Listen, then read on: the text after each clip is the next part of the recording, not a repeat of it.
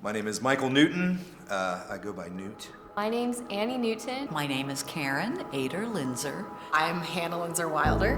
My name is Chad Weddle. Hi, my name's Olivia Weddle.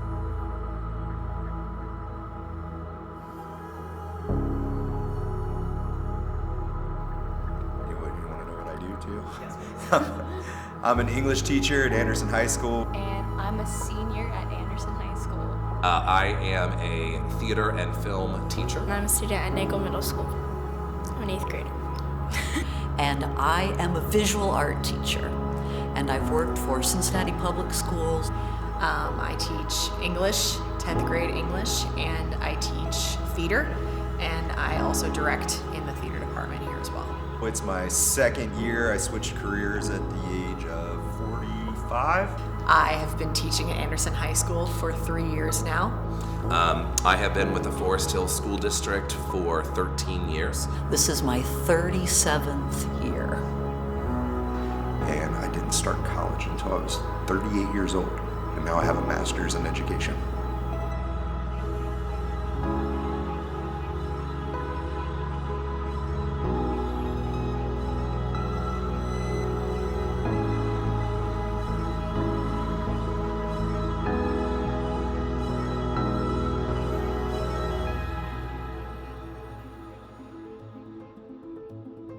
Technology is on an exponential curve, and we're definitely on a spike, and I don't think it's going to slow down. If I think about all my classes throughout my head, there's technology used in every class I have. I think schools can use technology every day for papers and obviously like assignments because it's just easier and it wastes less paper. With math, like, a calculator, that's technology. In biology, we do a bunch of research projects. In English, almost like everything we write is on the computer. I do feel like that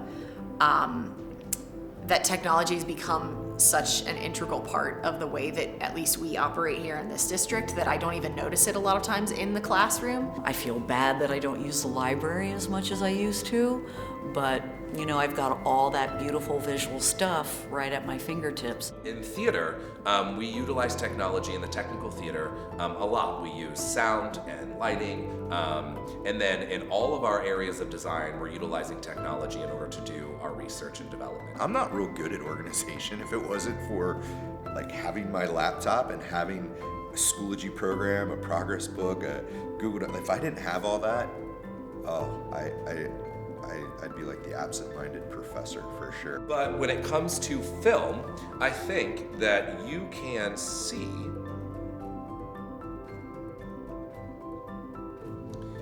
how I'm implementing technology right now. Because what I'm doing is I'm showing you all the tech that I'm implementing right now and how your job is impossible without technology in terms of film, right? It is a medium that is entirely based on technology. I personally don't feel like I am prepared to teach a lot about how to use technology for making art. To understand and to implement technology within the classroom is to try your best to be on the cutting edge while understanding what implications that the technology is going to have. I think we're already doing a really good job of that. I have a daughter who's in 3rd grade at Summit Elementary, and comparing that with my daughter Annie, who's a senior now here at Anderson. I remember when they rolled out computers and touchpads and all that when she was in elementary school, and now it's, as soon as you're in kindergarten, that's part of it. From what I remember at middle school is that it's really just them saying, don't give out your information online because we don't want you to get kidnapped and stuff like that. They can start introducing them to technology earlier so they can be more experienced with it by the time they really need it, like in high school, middle school. It's funny because we are an arts and culture school, and our technology teacher currently has 3D printers, and so our kids are getting that opportunity to use that. I think one of the most like helpful things that's ever happened to me technology-wise is that like my sophomore year in English, I was taught like how to research online, like, and get the results you want by using like quotations, parentheses, stuff like that. And that was like one of the most helpful things I've ever learned, and I still use it to this day.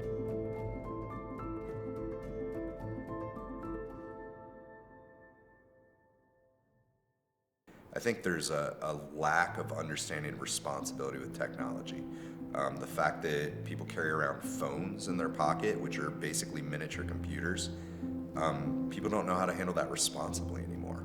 And then how much do you feel like schools educate you on the proper usage or the safety of utilizing that technology and all of its positives and negatives? For me, they don't really teach responsibility with technology. Teach us a lot in the earlier stages, and then in the higher stages like high school and stuff, they educate us a little bit, but not as much because we already know what to do. They just kind of teach like, be safe, don't give out your information to strangers, don't sign up for stuff, don't like, this is what spam mail looks like. And I think that is part of our jobs, to prepare students for the reality of the fact that technology isn't all good and safe and wonderful, and that they have to be ready for the fact that people are going to lie to you on the internet, and people are going to try to cheat you, and people are going to try to manipulate you, and if you say the wrong thing on the internet, it could come back to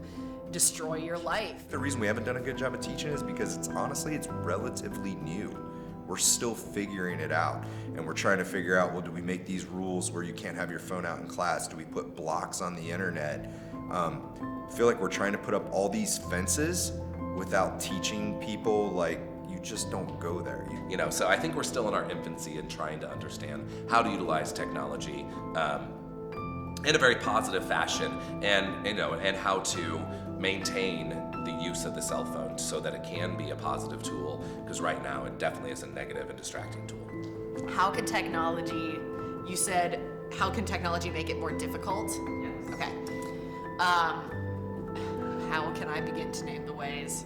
I find myself going on my phone a lot in class, and honestly, I think it's gotten worse since my freshman year. My freshman year, I was very like, I don't want to get in trouble. I'm nervous I'm going to get sent to the office if they see me on my phone. I'm just going to stay off it. And then now, sometimes I'm just like, it's never happened before, so I'll be fine now. The introduction of smartphones and dealing with that in the classroom, and the fact that students are always on their smartphones, and even when the expectation is that you have your smartphone away in class, like, people still take it out.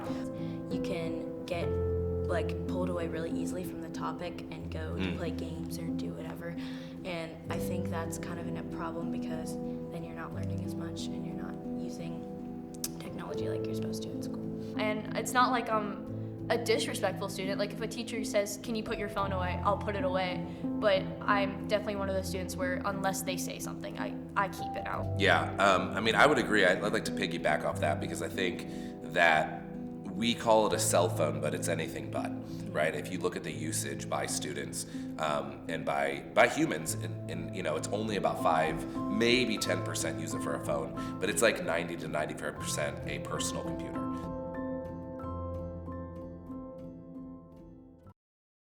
I don't know. I think that that pushing more towards utilizing technology for artistic purposes is really important, and moving forward, at least from a theater perspective. I remember when my kids were little, when Christmas break was over in 2nd grade, they got to learn to write in cursive, and they were so excited about that. Of course, now they don't even teach that anymore. And to me, that's mark making. And any kind of mark making helps with art, with making things with your hands. I'm sad about the loss of that. I think that's what makes people human. That's what makes us different. We make things with our hands. Is education, is the goal to get it over with as quickly as possible so we can move on to the real? Or is it a mirror of the real? And is our goal in life to get done with it as quickly as possible? If that is the goal, I don't know if I want to be a part of it. To be efficient, an assembly line, moving things out, getting it done quick. I think that we lose focus on individual students. And being honest about the future and saying, I'm not sure where we're going to be in 5 years. We can't predict that, but here's where we are now. And so let's utilize the past and how we communicated and how we've done things. Let's look at what tools we have now, and let's do our best to estimate, how you can use these skills and knowledge for the future. I believe that it's only gotten better. I really do believe in doing what is best for kids.